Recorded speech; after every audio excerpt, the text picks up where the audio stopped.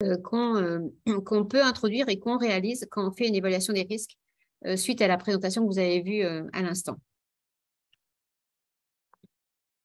Donc, pour bien préciser, les sujets de discussion là, sur cette présentation, ça sera comment on identifie et comment on décrit les risques pathways, ce qu'on appelle les voies de risque, avec l'utilisation d'arbres de scénario ou d'arbres de probabilité.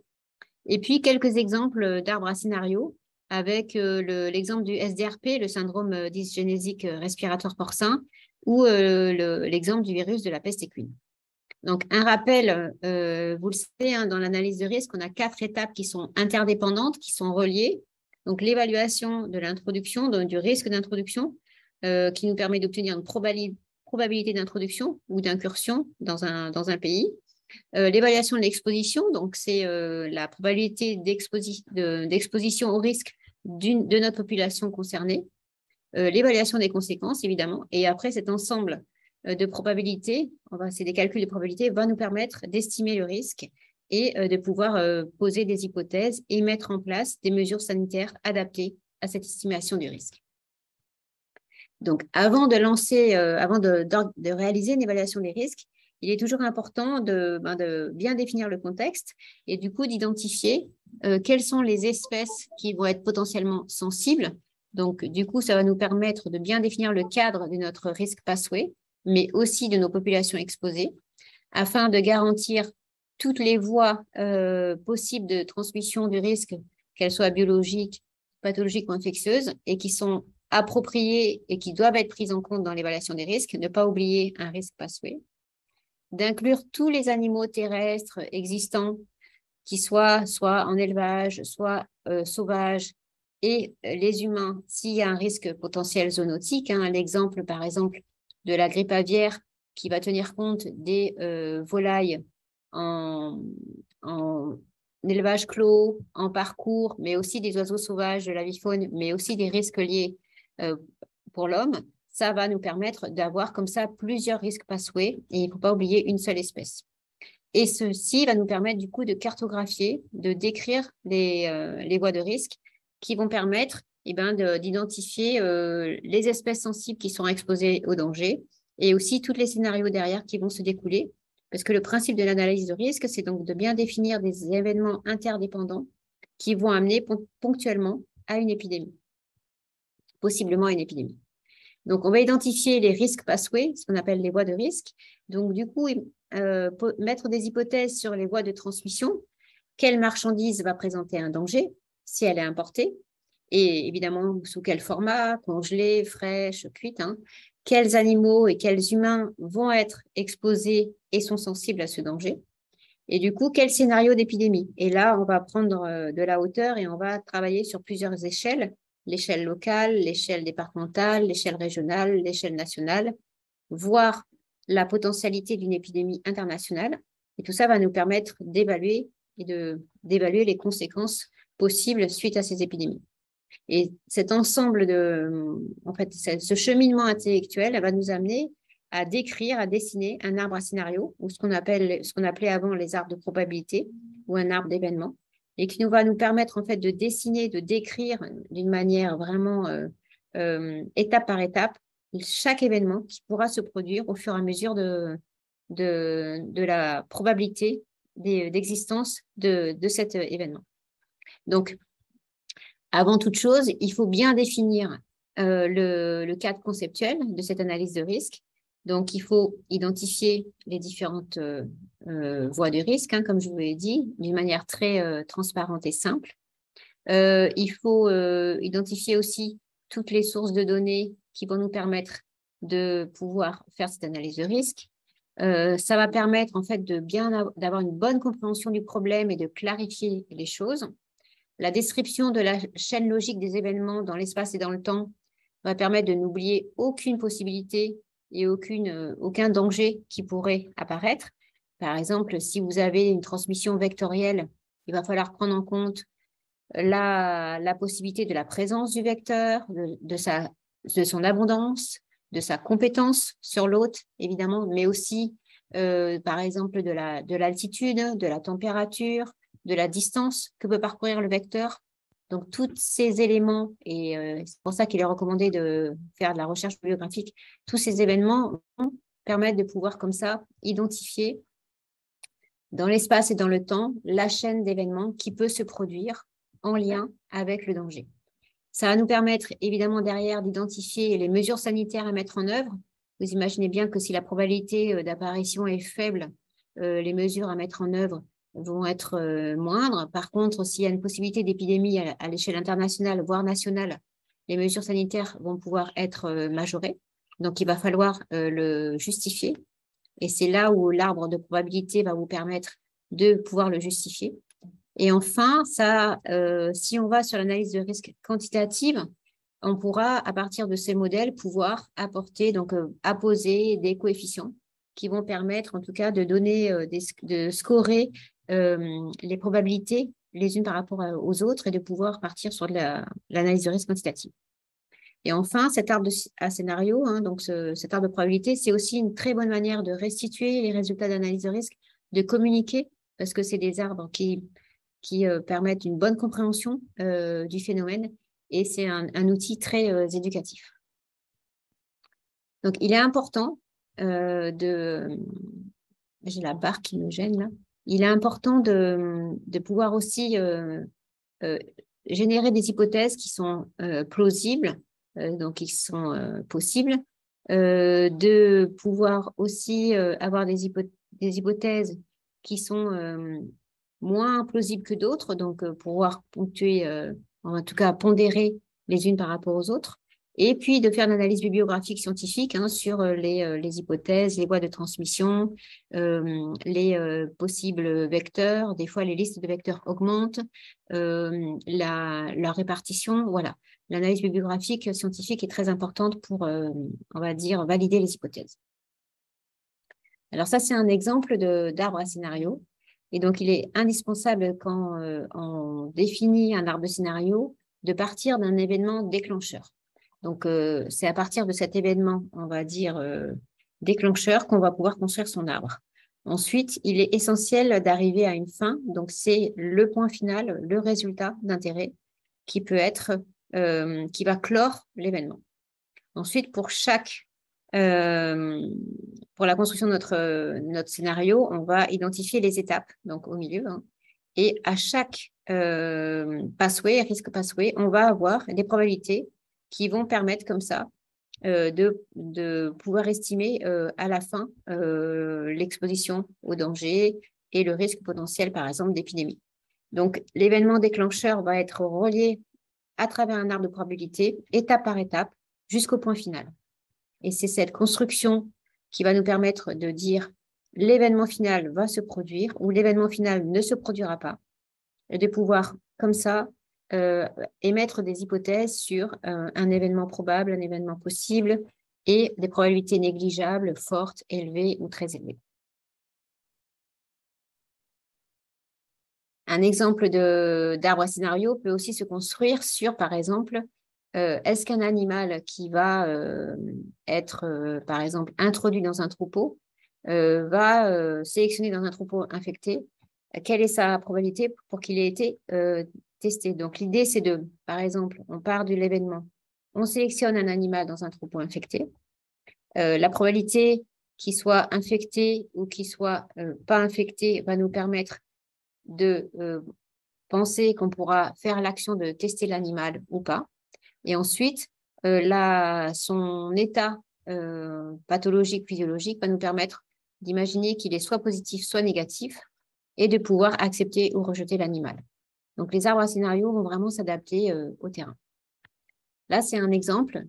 D'arbre à scénario sur l'introduction, par exemple, du virus du SDRP. Donc, l'événement déclencheur, ça va être l'animal qui va être envoyé à l'abattoir.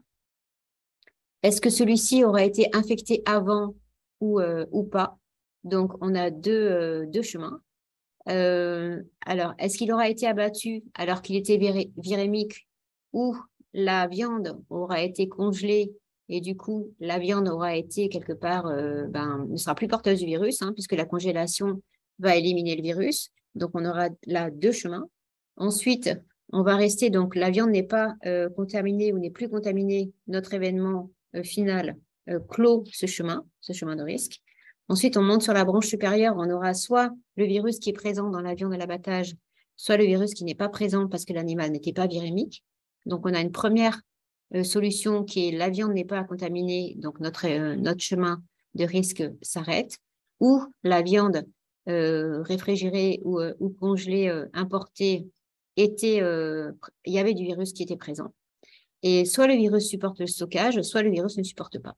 Et donc, au final, sur cet événement déclencheur, on aura 3 résultats finaux qui vont nous apporter la réponse la viande ne contient pas de virus, et un événement qui va nous dire, malgré la congélation, le virus est présent dans la viande qui a été importée. Donc, c'est vraiment la cascade d'événements qui se produit à partir d'un événement déclencheur.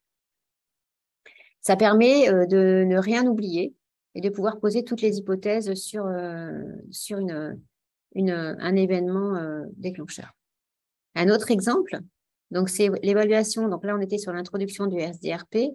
Là, c'est l'évaluation de l'exposition au SDRP à partir de déchets qui auraient été jetés. Donc, vous voyez que l'exemple, c'est est-ce que la viande qui a été jetée et importée avec du virus. Donc, est-ce que cette viande est transformée avant la vente? Donc, soit elle est traitée, soit elle est non traitée.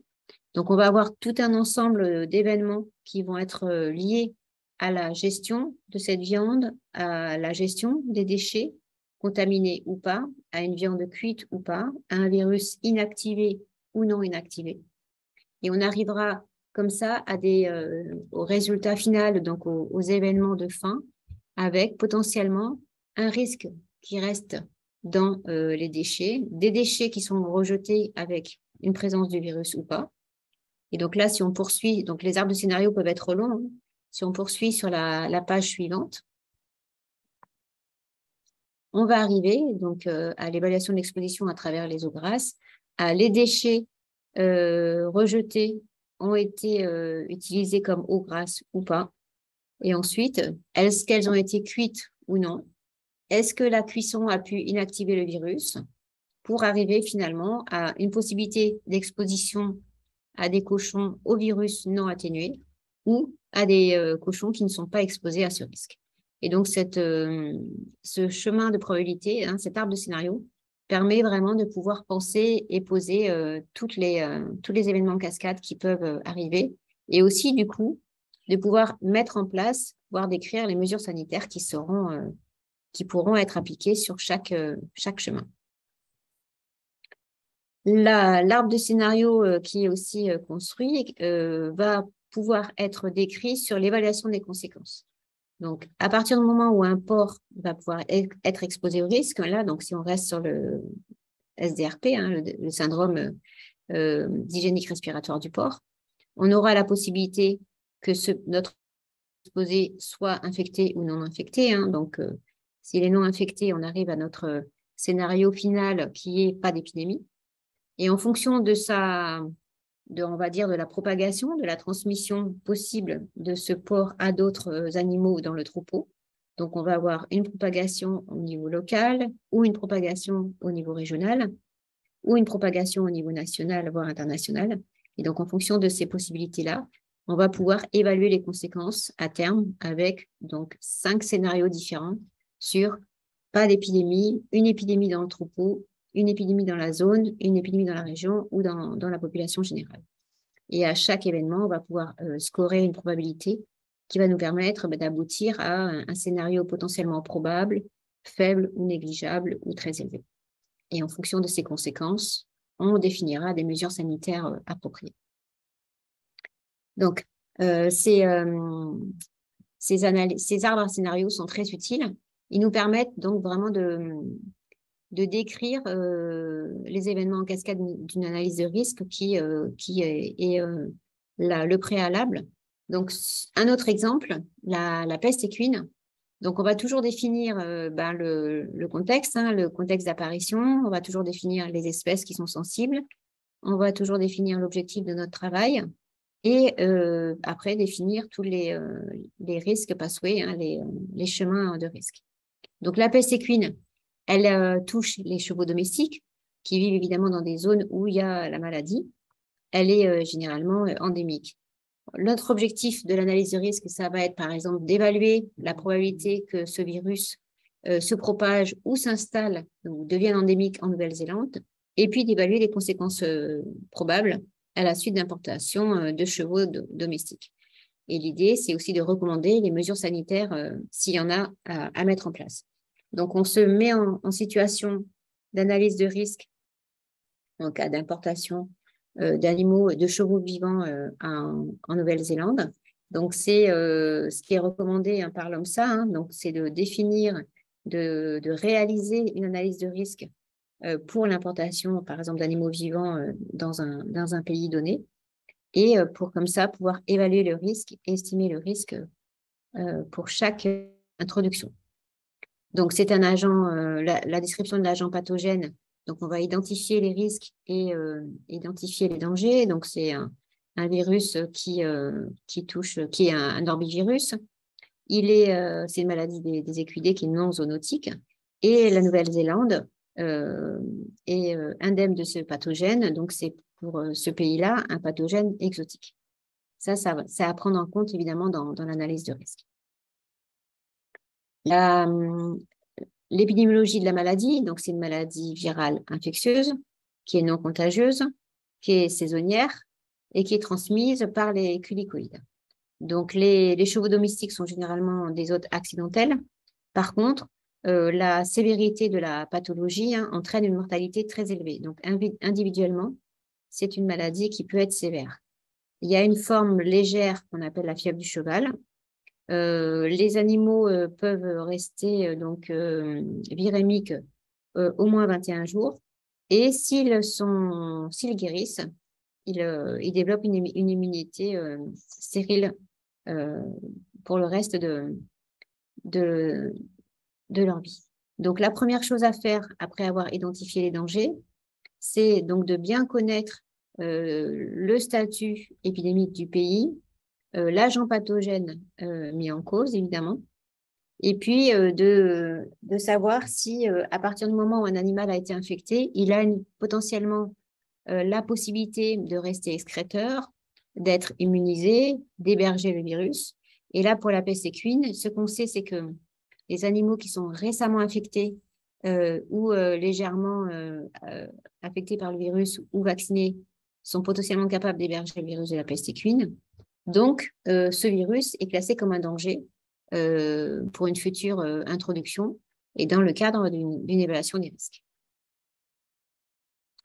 Avec cela, et pour l'exemple, on va considérer que la législation nationale en Nouvelle-Zélande exige une analyse complète des risques avant une introduction de chevaux. Et c'est dans ce contexte-là qu'on va faire l'exercice.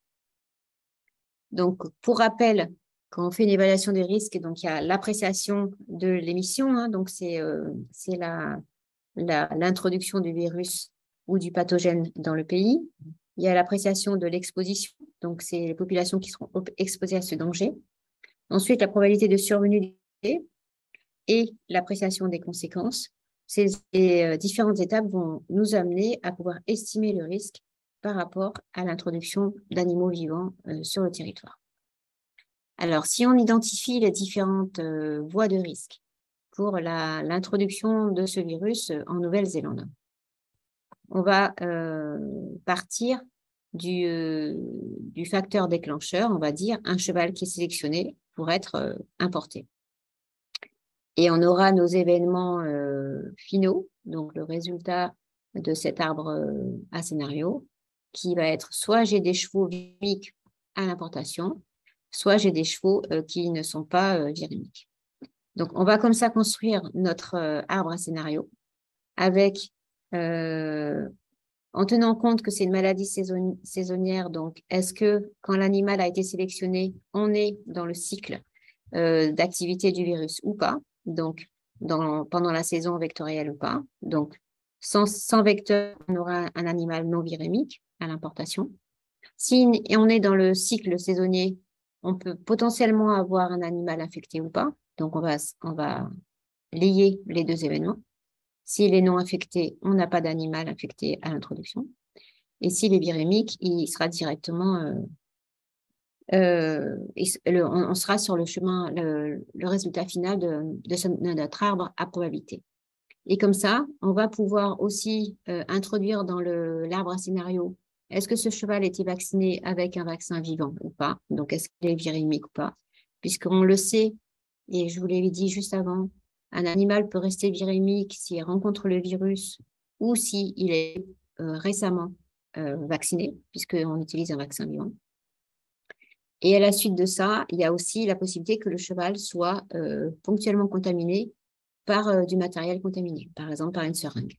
Et donc, on identifie comme ça tous les chemins du risque pour arriver à nos 5 scénarios, donc 2 qui vont déboucher sur des animaux non virémiques à l'importation et 3 sur des animaux virémiques et donc représentant un risque à l'importation. Donc, en fonction de ce schéma et de cet arbre à scénario, on va pouvoir estimer si le risque d'introduction d'animaux infectés est négligeable ou est élevé, évidemment, en lien avec la probabilité de chaque chemin.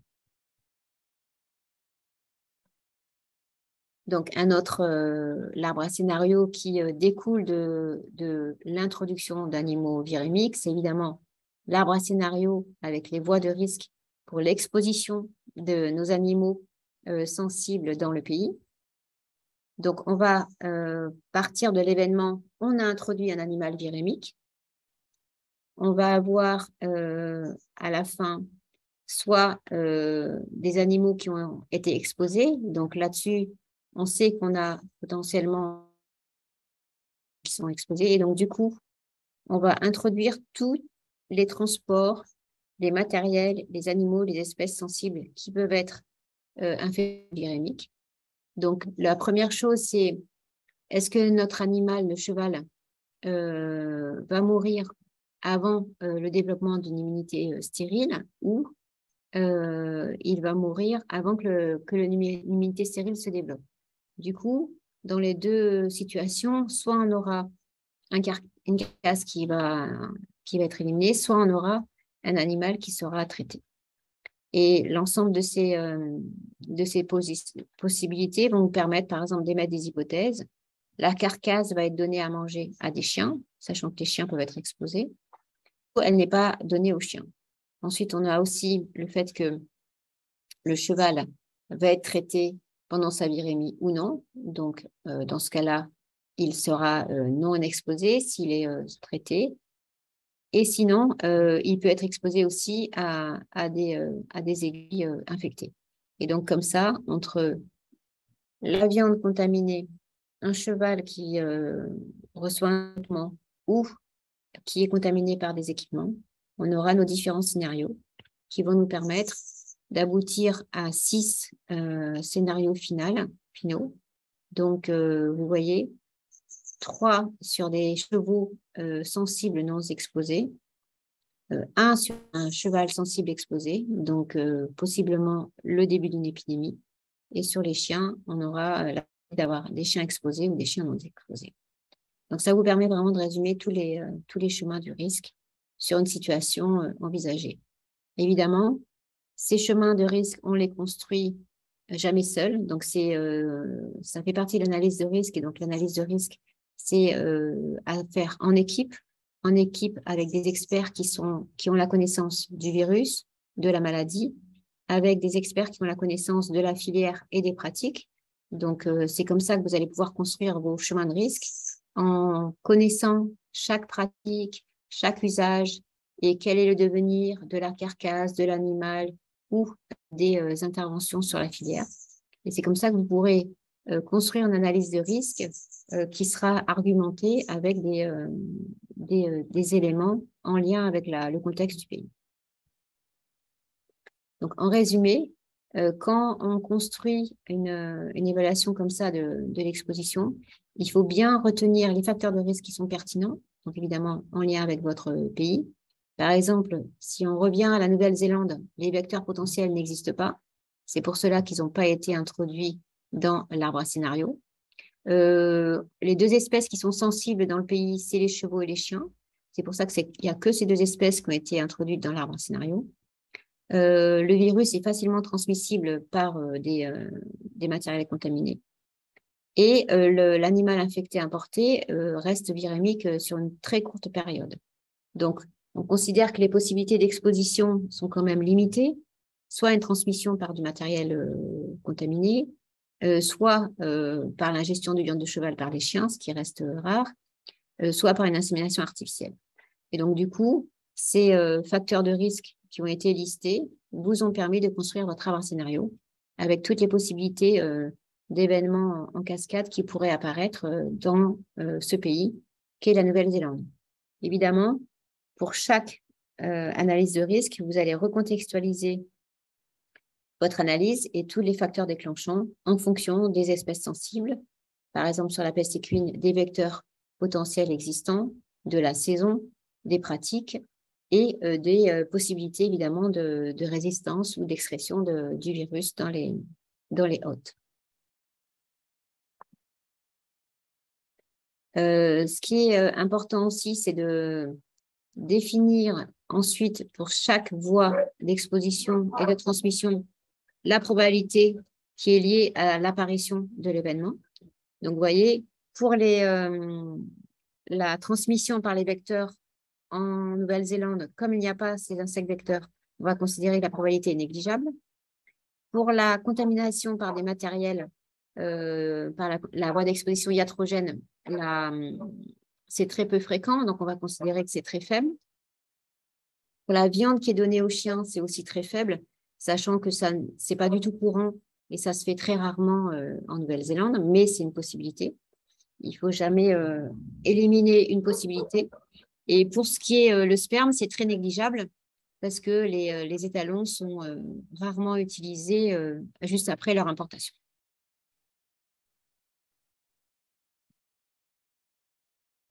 Donc, sur les hypothèses,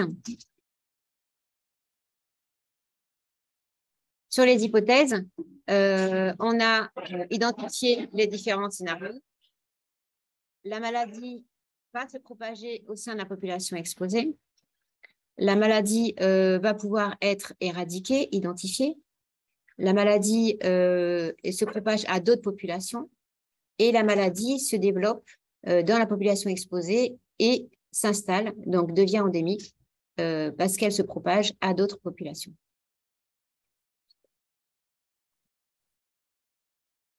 À partir de là, on va estimer, à partir de là, on a estimé la probabilité, on a construit l'arbre à scénario, on va estimer les conséquences en fonction, on va dire, de la potentialité de propagation de l'épidémie. Donc, on va travailler à différents niveaux, au niveau local, au niveau du village, au niveau du département, au niveau de la région, au niveau évidemment de l'État hein, et puis fédéral, ou au niveau national, et voire ponctuellement envisager aussi s'il y a une possibilité d'épidémie au niveau des voisins. Et ça va nous permettre comme ça d'estimer, d'évaluer les conséquences. Donc, si on en revient à notre scénario proposé sur la peste équine, on a différentes possibilités. L'animal introduit qui est virémique ne propage pas le pathogène dans l'écurie, ou alors il se propage dans l'écurie. Troisième possibilité, il se propage localement à d'autres chevaux, donc on commence à avoir une épidémie locale. Il va se propager à d'autres troupeaux dans la région concernée. Et enfin, il va se propager au niveau national. Et du coup, si on construit l'arbre à scénario par rapport à l'évaluation des conséquences d'une introduction du virus dans le pays, on aura le cheval sensible exposé qui va être l'événement déclencheur d'une possibilité épidémie. Et comme ça, notre arbre à scénario va pouvoir se construire sur, vous voyez, au final, l'aboutissement à 5 scénarios. Donc, pas d'épidémie, ou alors nos scénarios d'épidémie au niveau local ou au niveau national ou au niveau régional. Oh putain. Donc, du coup, on arrive à 5 facteurs, 5 scénarios les résultats vont être une faible probabilité d'une propagation à court terme, avec un très petit nombre d'animaux qui va être touché localement, une probabilité très négligeable de propagation des chevaux à l'échelle régionale. Et on va pouvoir conclure que, à l'issue de ces scénarios, la probabilité d'une propagation reste très limitée. Elle est ponctuellement faible au niveau local, ou voire négligeable à l'échelle régionale, voire nationale. Pourquoi? Parce qu'on avait donc peu de chemins du risque qui pouvaient permettre une épidémie facilement, parce que pas de vecteurs, parce que très peu de potentialité de contamination des animaux largement, en fonction de l'analyse de risque qu'on a pu construire sur la contamination iatrogène, la contamination par la viande qui pourrait être donnée à des chiens. Et donc, on arrive à l'évaluation des conséquences. Donc, sur les conséquences, on a des conséquences qui vont être considérées comme négligeables au niveau environnemental, des conséquences biologiques graves, mais pour les animaux d'une manière individuelle. Évidemment, il faudra tenir compte d'un programme qui pourrait être un programme de contrôle qui pourrait être mis en place, mais à un niveau local, hein, puisqu'on considère que l'épidémie pourra ponctuellement se déclarer au niveau local. Et puis, les conséquences économiques, hein, parce que quand on évalue les conséquences, on l'a vu dans le cours précédent, donc il y a les conséquences environnementales, biologiques, économiques, sociétales, avec des conséquences économiques négligeables au niveau régional ou national. Pour finir, quand on présente une évaluation du risque et donc quand on aboutit à l'estimation du risque, on va présenter nos résultats donc étape par étape, donc les résultats avec le risque d'introduction, le risque d'exposition et puis l'évaluation des conséquences.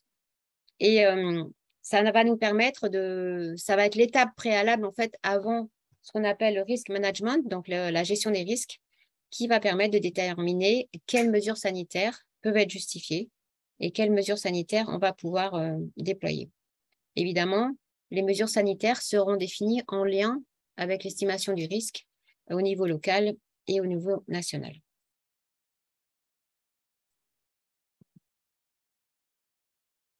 Cette évaluation de l'introduction, elle est toujours liée aux hypothèses qu'on va émettre sur la probabilité que la marchandise soit introduite ou la probabilité que l'animal soit porteur d'un danger. Et l'idée, c'est est-ce que cette probabilité d'importation est négligeable ou pas? Là, si on en revient au cas du cheval qui pourrait être porteur du virus de la peste équine pour la Nouvelle-Zélande, évidemment, la probabilité sera forte si on a un cheval qui est issu d'une zone endémique en Afrique et pendant les mois d'été, donc la saisonnalité, les mois de saisonnalité des culicoïdes. Et donc, si on est hors saison, on va estimer que la probabilité reste faible. Sur les voies d'exposition, l'idée, c'est d'estimer la probabilité que des animaux ou des humains soient sensibles, soient exposés aux voies d'exposition. Et est-ce que cette probabilité est négligeable?